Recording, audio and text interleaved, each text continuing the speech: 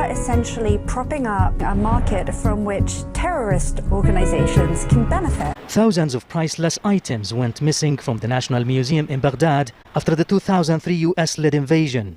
And ancient statues and monuments were either destroyed by ISIL or under consecutive Iraqi governments suffered damage and neglect. From the 10th to the 12th of April 2003, the museum's collections were ransacked. Tens of thousands of artifacts from millennia-old civilizations were stolen, like this Assyrian statue. Around 15,000 antiquities were stolen, according to 2003 estimates, although this figure is now thought to be far too low. More than 2,000 pieces were returned in 2003 thanks to an amnesty program launched by American forces after the fall of Saddam Hussein's regime. The rest of the archaeological treasures are still being hunted down on the black market, even in auction houses around the world where identification papers are often forged. Almost every artifact coming from West Asia, in particular from Iraq and Syria, had been looted and smuggled out. Since the 90s, hundreds of thousands of antiques from these countries ended up on the black market. Clearly, a rich criminal enterprise is underway. We have received 17,321 pieces from the United States, 9 from Japan, 7 from the Netherlands and 1 from Italy. Therefore, the total number is 17,338 returned pieces this year. According to the Culture Ministry in Baghdad, most of the pieces relate to trade deals during the Sumerian period, one of the earliest known civilizations in Mesopotamia, now southern Iraq. This is the central issue in attempting to control the trafficking of Iraqi antiquities. With a history stretching back thousands of years, the country has over 100,000 archaeological sites, with many in remote, hard-to-reach areas, perfect targets for looters. But heavy looting in the National Museum of Iraq's recent history has left its mark.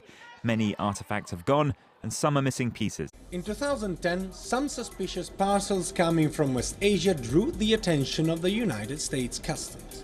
And inspections revealed that they were antiques smuggled out of Iraq via Israel and Turkey. The recipient of the antiques was Hobby Lobby, an American chain of retail art and crafts stores that employs 32,000 people in 47 states. They haven't done the best job in confirming their authenticity or where they came from.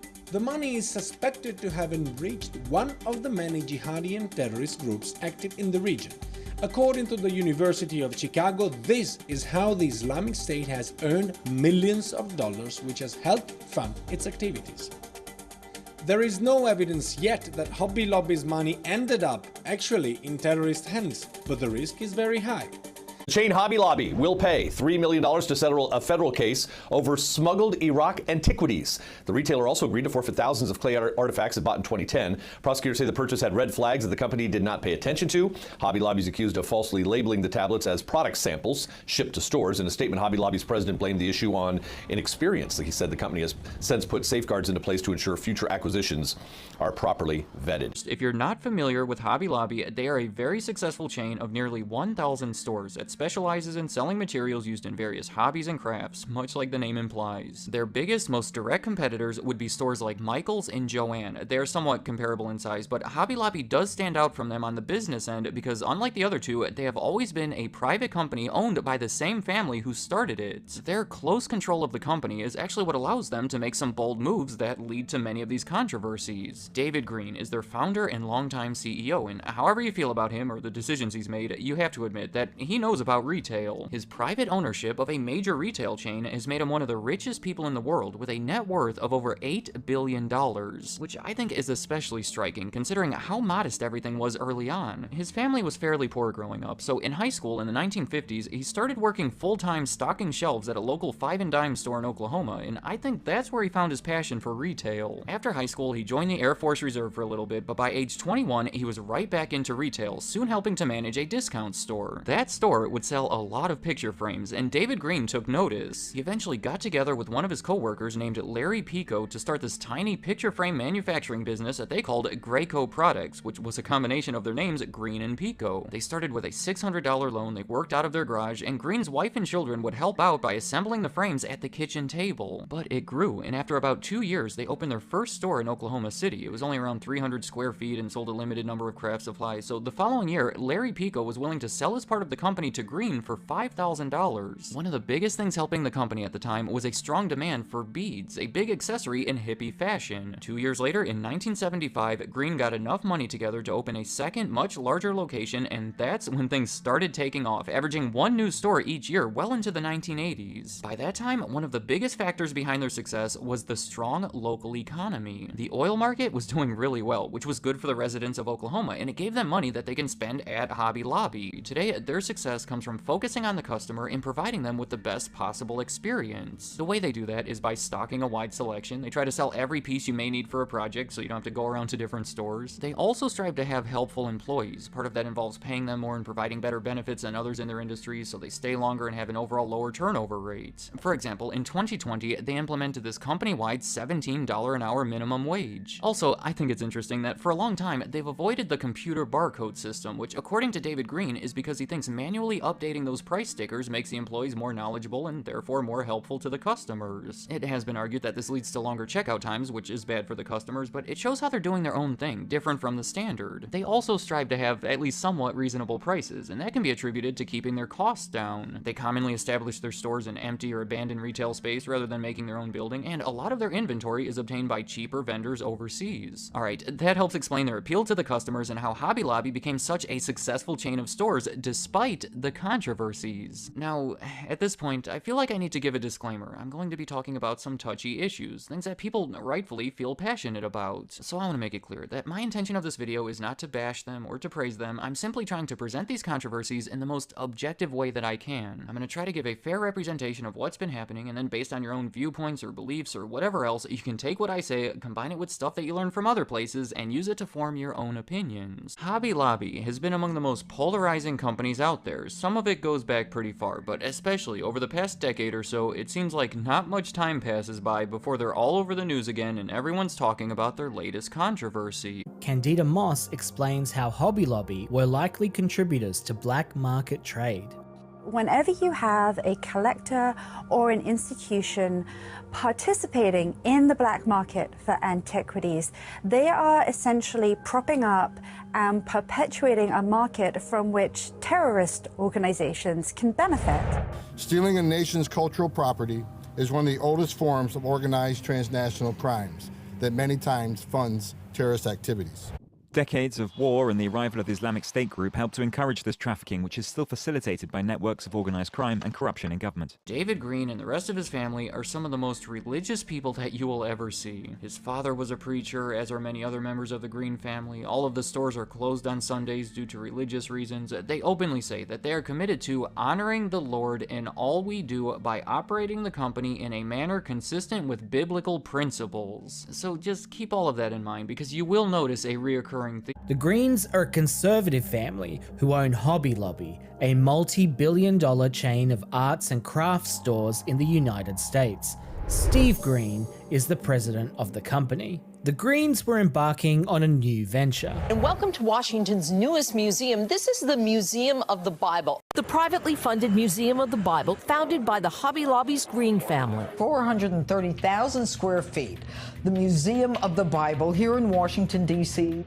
To build the museum's collection, Hobby Lobby purchased artifacts and donated them to the museum. Belonged to the Greens, how did they get their hands on it? The chairman of that museum is Steve Green, who is the son of David Green and the president of Hobby Lobby. His defense in the matter has pretty much been that he was ignorant in those situations. He didn't really know what he was doing when it came to running a museum, and he trusted the wrong people to advise him. Between 2009 and 2013, Steve Green would purchase over 40,000 artifacts, including Dead Sea Scrolls and ancient tablets. The Green family spent hundreds of millions of dollars to open this museum in Washington, D.C. Years earlier, they had started collecting artifacts for it, and in 2017, it was open to the public. Already, you have to be skeptical here. Is it truly an educational museum? A simple way to educate people about matters involving the Bible, like they say it is, or is it a big effort to secretly convert people to their religion? That's a big debate on its own, but the bigger controversy here stems from the artifacts themselves. Hobby Lobby typically gains far more value from the ancient artifacts they buy than the purchase price,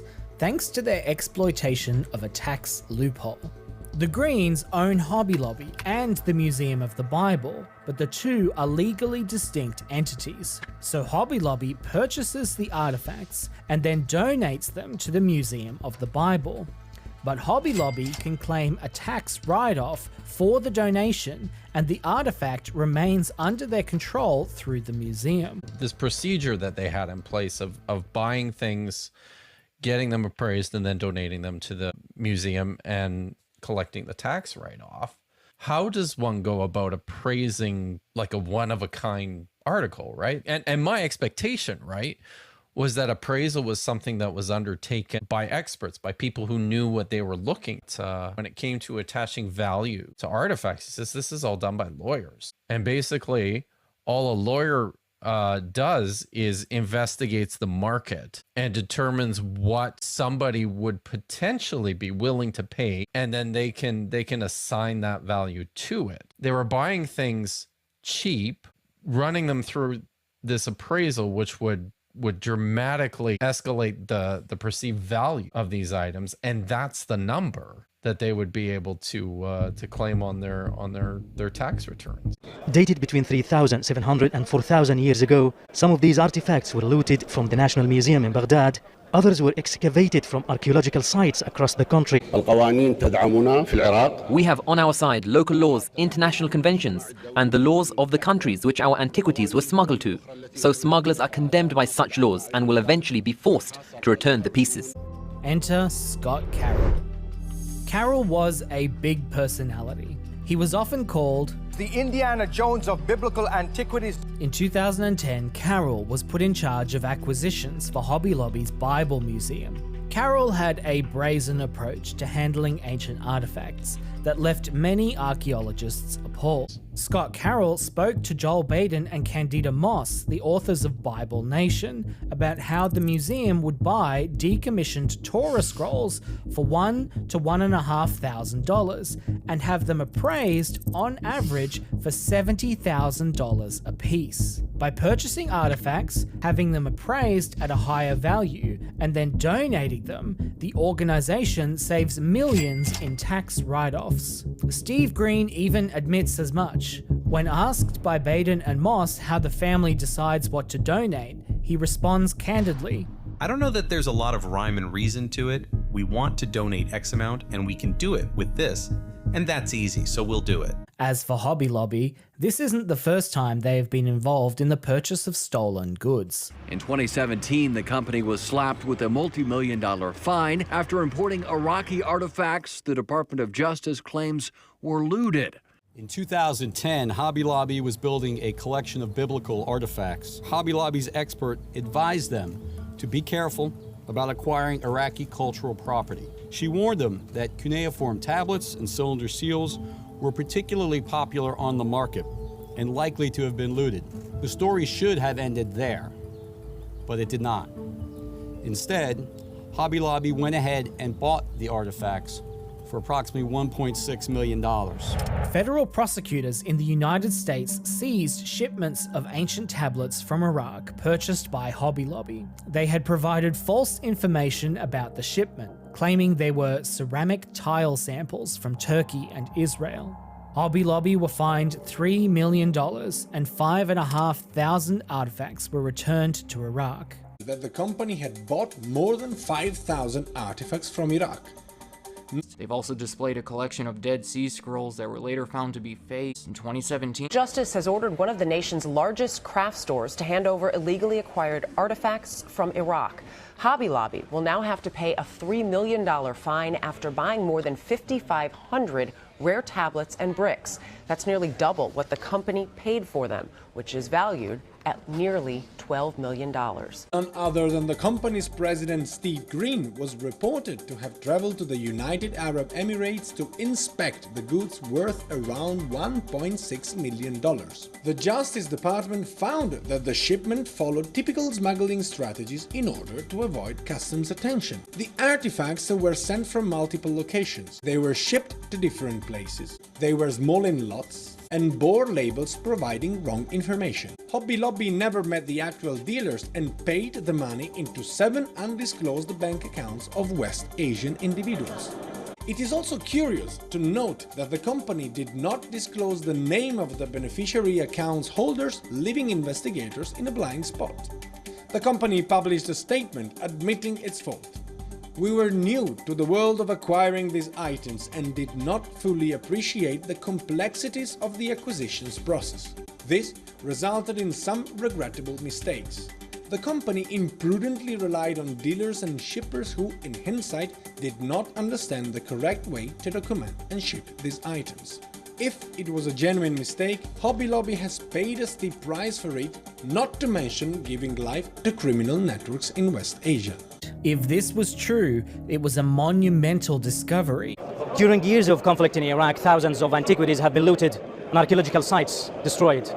Officials here say many precious artifacts are still unaccounted for. One in particular, though, was the Gilgamesh Dream Tablet, with text from one of the world's oldest works of literature. They had bought this 3,500-year-old tablet called the Gilgamesh Dream Tablet, later found to be illegally imported into the United States. And they paid a $3 million fine for obtaining thousands of other artifacts illegally shipped out of the Middle East. This police department fights organized crime and specializes in finding stolen antiquities. This is the first piece, which is black with 4 people sculpted and one of them with an animal's head, a gazelle. If it is authenticated, they could go to jail for 10 years. They infiltrate artifact resale networks, relying on agents spread over the country. We managed to ambush the suspect and catch him on the scene red-handed. He was intending to sell the artifacts for a good sum of money. The whole point of selling these artifacts is, of course, to make money. These pieces were dug up by the suspect, who wanted to sell them for $20,000. The precarious economic situation in the country, where a quarter of the population lives below the poverty line, makes the protection of these sites particularly urgent. At Agha near Baghdad, both walls and fences surround the iconic ziggurat. But the authorities say there's not enough manpower to build them everywhere. There aren't enough employees to cover it all, so we found 2 solutions. One with the antiquity police, and the other by asking neighbors, families who live nearby. People started helping by protecting the sites and not allowing others to enter and damage them or litter. Hopefully in the near future, all these sites will be protected in Iraq. Ali Basim's calling for greater public awareness of Iraq's heritage, among others who want satellite surveillance of remote sites. Iraq has succeeded in recent years in repatriating several thousand antiquities discovered across the United States and Europe. But sales of trafficked artifacts have not slowed. UNESCO estimates that the global market turns over around $10 billion every year. And of course, Hobby Lobby is a Christian company, and they run their organization consistent with biblical principles. So when they want to start collecting, it's not surprising that they were seeking out Bibles, manuscripts, and other sort of biblical antiquities. They say they wanted to amass a collection that they could share with students and scholars and maybe even share with some museums. So not unusual to collect, but where did they go wrong? Well, Dana, there's 2 different stories. Hobby Lobby says that they were new to this and they didn't fully appreciate the complexities of buying these kinds of artifacts. They also say that they have relied heavily on the dealers and the shippers, who they say also did not really understand how to properly label them. But the Justice Department and the court documents tell a much different story. In fact, the Justice Department says a lot of these transactions were, quote, fraught with red flags. In fact, Hobby Lobby actually hired an expert who specifically told them whenever you are buying anything that came from Iraq, you have to be super careful to make sure that you establish and verify who originally owned these, and be very careful how you bring it into the United States. You could potentially commit a crime. And according to the court documents, the president of the company and a consultant traveled to the United Arab Emirates to inspect these items. And when they went there, they said they were very sort of informally displayed. They never actually spoke with the person who allegedly owned them. And when it was time to pay for the items, they relied on a third party who told them to wire money to several other people. So despite all these red flags, they still bought 5,000 items. And it's just unclear, was this a rookie mistake or was it just ignoring all of these red flags? Ultimately, they were able to settle the case with the Justice Department. But again, two different explanations for what exactly happened here. And even if it is that rookie mistake, the ignorance doesn't mean that you're not liable for what has happened. Exactly. What more can you tell us about the settlement between the DOJ and Hobby Lobby? Under this settlement, they have to forfeit all of the items that they have purchased. The Justice Department will post those online for anyone who believes they are the true owner to make a claim, and that includes the Iraqi government. ultimately will be up to the Justice Department to determine who actually gets these artifacts.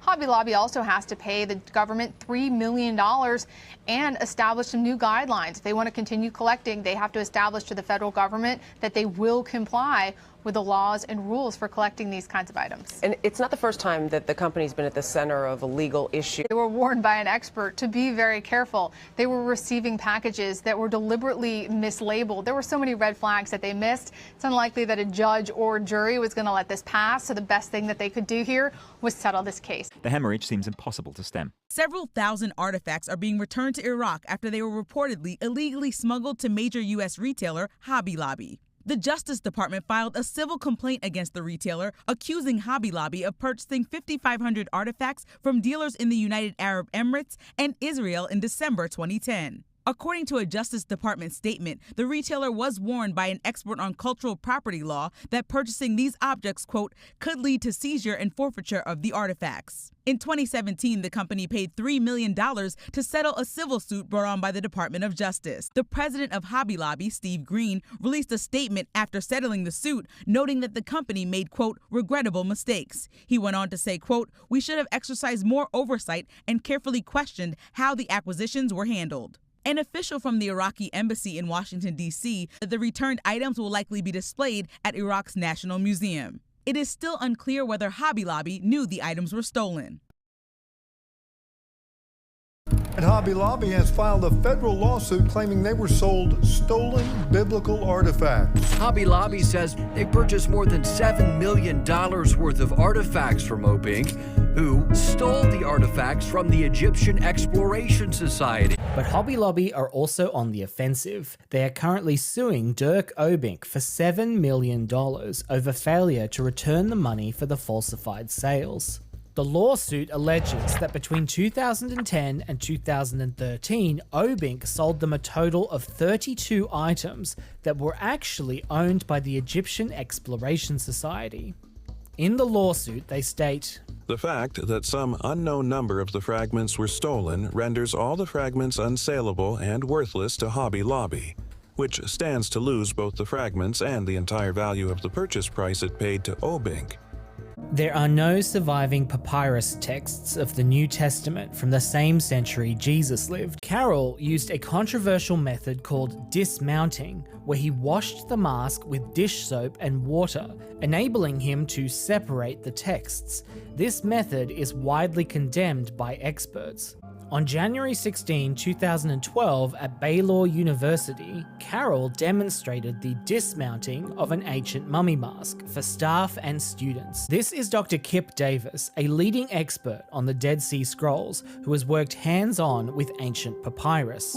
To see the cavalier nature of like plunging these ancient mummy masks into like tubs of water and you know, massaging them with the soap and everything, it's astonishing to me that that things were handled so carelessly. The only way to access these texts was to destroy the artifact, which has its own very important cultural significance. It was extremely upsetting to archaeologists that I know. He took one of these ancient mummy masks and washed it in warm water and dish soap. He then separated a layer of papyrus from the mask. Upon closer examination, it turned out to be a fragment of the Book of Romans. Everyone was shocked and amazed, except Dr. David Jeffrey, a fellow scholar at Baylor. When Jeffrey had walked into the room earlier, he had seen a fragment of papyrus sitting next to the sink. He recognized it as the one Carroll had discovered in front of the class. Carroll had only pretended to pull it from the mask. They announced a volume of rare, unpublished papyrus texts from the Green collection. So this 1st century papyrus must have been owned by the Greens. Only 48 hours later, Steve Green was on CNN promoting the newly discovered Romans fragment. It's a portion of the Book of Romans. On one side is a portion of the chapter 9, and the other side is a portion of the chapter 10 of the Book of Romans. And what's interesting is this has just been discovered within the last 48 hours. Dr. Scott Carroll, who is the Bible expert that we have been working with was at Baylor and discovered this. But Carroll hadn't made this discovery 48 hours prior. In fact, the fragment had been purchased by the Hobby Lobby from Oxford professor Dirk Obbink. Obbink was a world-renowned expert on ancient Greek literature who had received millions of dollars of funding over the course of his career. Obbink was put in charge of editing the largest collection of papyri from the ancient world, held at Oxford University in the UK. Months prior to Carroll's show at Baylor University, Carroll and another colleague had travelled to Oxford to meet Obbink. They were there to discuss Obbink's latest work, but as the two got up to leave, Obbink stopped them to show them one more thing. What Obbink had in his possession amazed Carroll. This was a fragment of Mark's Gospel, one which Obbink explained had the hallmarks of 1st century writing. Obbink informed Carroll that it belonged to a private family collection and was available for sale to the Hobby Lobby. How did Obbink get access to such incredible ancient manuscripts, and who was this mysterious family that owned them? Obbink would start to work directly with Hobby Lobby after Scott Carroll was fired in May of 2012. Carroll had pulled more stunts with his mummy masks. In a 2012 lecture, he showed off new fragments of poems from the ancient Greek poet Sappho, which he claimed to pull out of a mummy mask.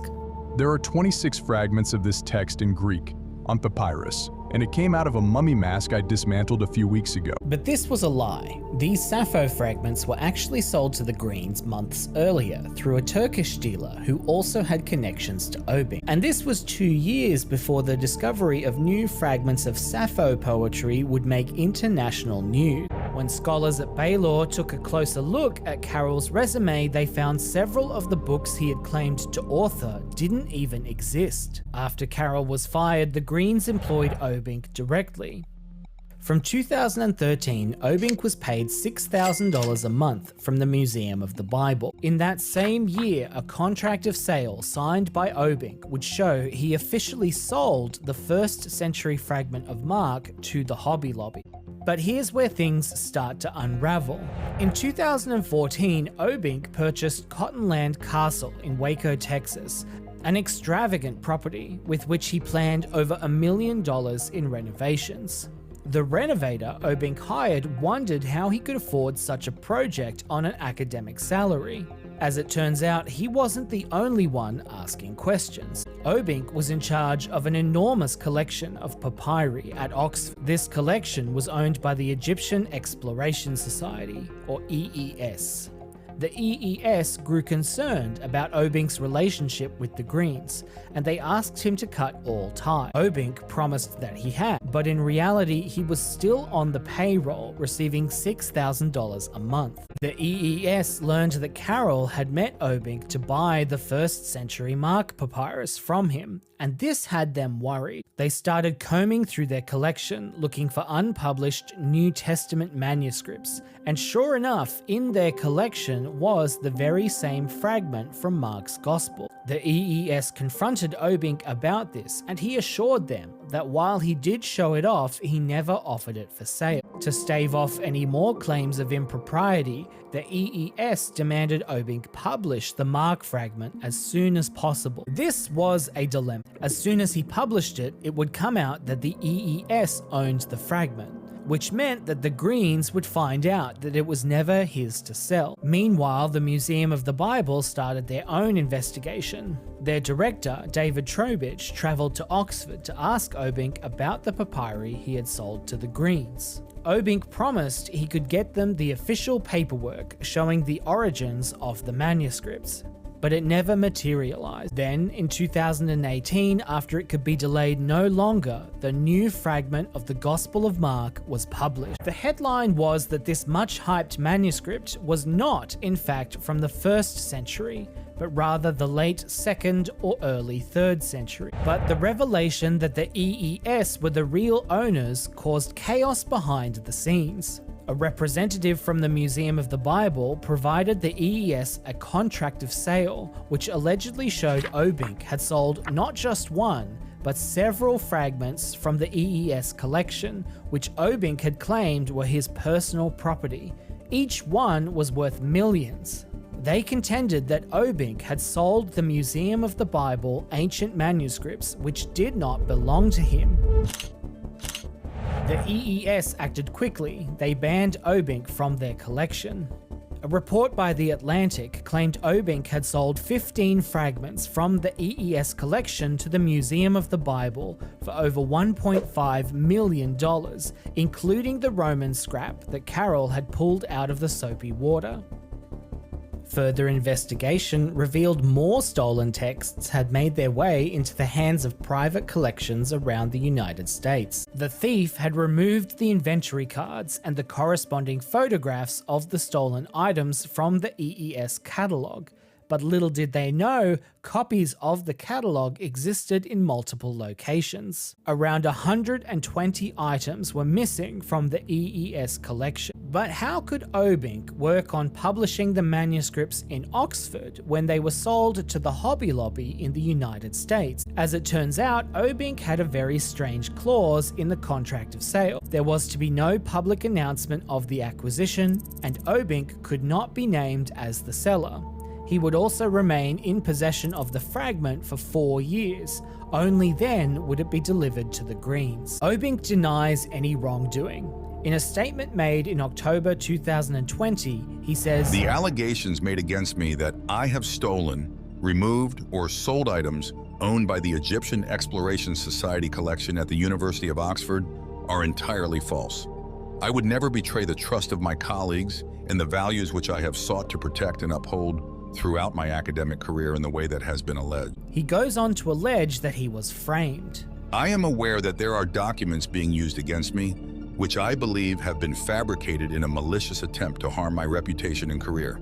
I am working with my legal team in this regard." Obink was dismissed from his positions at Oxford and would fall behind on payments for his Waco castle, which was how it wound up in the hands of Chip and Joanna Gaines behind the show Fixer Upper. This castle is one of the most impressive properties in the entire Waco, Central Texas area, and I've wanted it for 2 decades now. In March of 2020, Obink was arrested on suspicion of theft. He was released after questioning, and the investigation is still ongoing. On March 11 of 2024, an Oklahoma City court gave a default judgment in favor of Hobby Lobby against Obink, ordering him to pay $7,085,100. The judgment notes that the defendant, Dirk Obink, had failed to appear, plead, or otherwise defend in this action. There is some good news. As of 2024, it has been reported by Dr. Roberta Maza that all of the 120 stolen fragments have been recovered by the EES. However, the investigation into who stole them and how is currently in its 5th year, and we still don't know whether Dirk Obink was involved or whether he is truly being framed. Only time will tell. The thousands of returned artifacts are now back in Baghdad for Iraqis who feared they'd lost a huge part of their heritage to enjoy. Reopened after lying dormant for 20 years, but heavy looting in the National Museum of Iraq's recent history has left its mark.